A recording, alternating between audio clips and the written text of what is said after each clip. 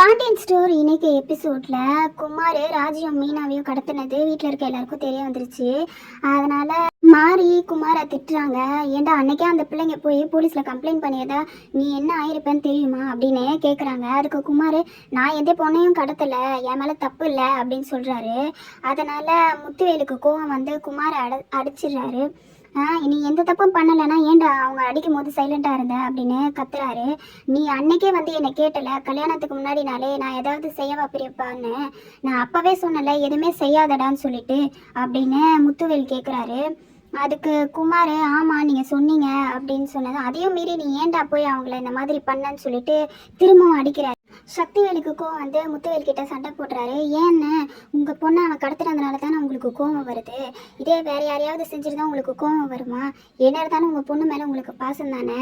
அன்னைக்கு அண்ணி நகை எடுத்து கொடுத்ததுக்கு சண்டை போட்டிங்கல்ல, அதே பாசம் தானே இப்போ உங்களுக்கு இருக்குது. என்னதான் ராஜி எனக்கு பொண்ணு மாதிரி நினச்சி நான் பார்த்தாலும் அவள் எனக்கு அண்ணன் பொண்ணாக தான் இருப்பா. குமாருக்கு பெரியப்பா பொண்ணு தான், ஆனால் உங்களுக்கு சொந்த பொண்ணு இல்லை. உங்களுக்கு கஷ்டம் வரக்கூடாது தானே அவன் அந்த மாதிரி செஞ்சு தான் சொல்கிறான். ஆனால் அவனை போய் இப்படி பழி போட்டு அடிக்கிறீங்களே அப்படின்னு சொல்லிட்டு சக்திவேலு கோவப்பட்டு கேட்குறாரு. அதுக்கு முத்துவேல் நான் எந்த பொண்ணை இவன் செஞ்சுருந்தாலும் நான் கேட்டிருப்பேன் அப்படின்னு சொல்கிறாரு. சும்மா நடிக்காதீங்கன்னா, பொண்ணு வீட்டுக்காரங்க வாசல் வரைக்கும் வந்துட்டு போனதுக்கு ராஜி தான் காரணம் அப்படின்னு சொல்லிட்டு சக்திவேல் கோவப்படுறாரு. அதுக்கு முத்துவேல் இவன் சும்மா இருந்தால் அவங்க ஏன்டா வந்து இங்கே சண்டை போட போகிறாங்கன்னு சப்போர்ட் பண்ணுற மாதிரியே பேசுகிறாரு. இதனால் முத்துவேலுக்கோ சக்திவேலுக்கோ சண்டை வருது. ராஜி காலேஜ் போகிறதுக்காக பஸ் ஸ்டாப்பில் வெயிட் பண்ணுறாங்க. அப்போ கதிர் சைக்கிள் எடுத்துகிட்டு அந்த வழியாக போயிட்டு தள்ளி நின்று வேடிக்கை பார்க்குறாரு. அப்போது ராஜி போய் கேட்குறாங்க, எதுக்கு நீங்கள் வந்து நிற்கிறேன்னு சொல்லிட்டு. நான் எங்கே வேணால் நிற்பேன், நீ என்ன போலீஸா, என்னை வந்து இந்த மாதிரி கேள்விலாம் கேட்குறியே அப்படின்னு சொல்லிட்டு கதிர் கேட்குறாரு. அதுக்கு ராஜி சொல்கிறாங்க, இல்லையே நீ இந்த மாதிரிலாம் பண்ணுற ஆள் கிடையாது, நீ எதுக்காக வந்து நிற்கிற அப்படின்னு சொல்லிட்டு கேட்டதுக்கு குமார் எங்கன்னா வந்து சண்டை போட்டுற போகிறான்னு சொல்லிட்டு தான் வந்து நிற்கிறேன் அப்படின்றாரு. அதுக்கு ராஜி சிரிக்கிறாங்க, என் அண்ணனை பற்றி எனக்கு தெரியாதா, அவன் எதுக்கு வந்து என்னை இந்த மாதிரி பண்ண போகிறான், ஏன் என்கிட்ட சண்டை போட போகிறான், அவனுக்கு எதுக்கு நான் பயப்படணும் அப்படின்னு சொல்லிட்டு கேட்குறாங்க. ஏன்னா நீ பஸ் ஏறுற வரைக்கும் தான் இங்கே இருக்க போறியா, இல்லை காலேஜில் வந்து என்னை விட போறியா அப்படின்னு ராஜி கிண்டல் பண்ணுறாங்க. உனக்கு பயமாக இருந்தால் நான் காலேஜ் வரைக்கும் கூட வந்து விடுறேன் அப்படின்னு சொல்லிட்டு கதிர் சொல்கிறாரு. அதுக்கு ராஜி அதெல்லாம் வேண்டாம்னு சொல்லிட்டு போயிட்டுறாங்க. மீனாவோட ஆஃபீஸ் வெளியில் செந்தில் வந்து வெயிட் பண்ணுறாரு. அதை மீனா ஜன்னல்லேருந்து பார்த்துடுறாங்க. என்ன இவர் ஆஃபீஸ் விட இன்னும் அரை மணி நேரம் இருக்கே, அதுக்குள்ளே எதுக்கு வந்து இப்படி வெயிட் பண்ணுறாருன்னு மீனா யோசிச்சுட்டே போயிடுறாங்க. ஆஃபீஸ் விட்டு எல்லாரும் வெளியில் வரதை பார்த்ததும் செந்தில் அப்போ தான் வந்து நிற்கிற மாதிரி ஆக்டிங் பண்ணுறாரு.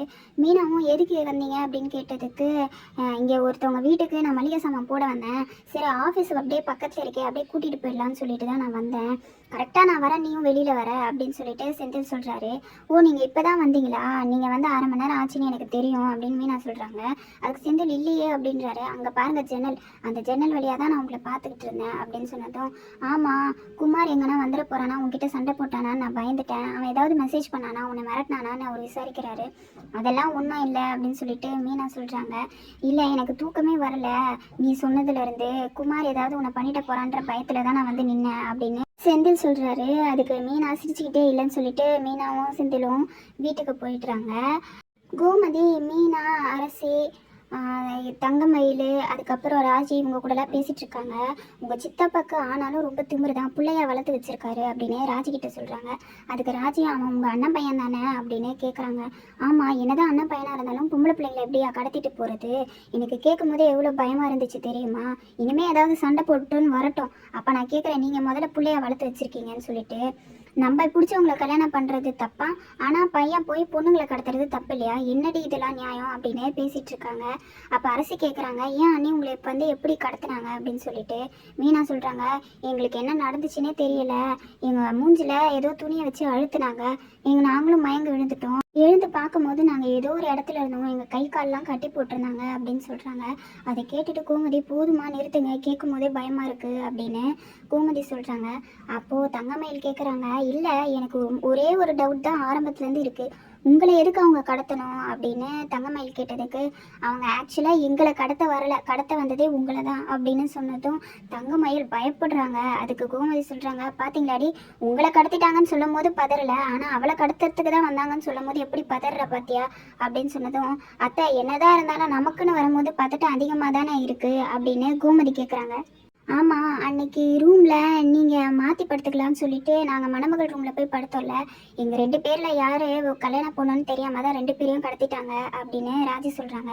அதுக்கு கோமதி, ஏண்டி உங்கள் கழுத்தில் இருந்த தாலி கூடவா அவனுங்க கண்ணில் தெரியல அப்படின்னு கேட்குறாங்க. அதுக்கு மீனா, நீங்கள் வேற அத்தை, அவனுங்க சரியான மக்கா இருக்காங்க. கல்யாண பொண்ணுன்னு நினச்சி சரவணனா மாமாவை கடத்தாமல் இருந்தாங்களே, அதுவே பெரிய விஷயம் அப்படின்னு சொல்லி சிரிச்சுக்கிட்டு இருந்தாங்க.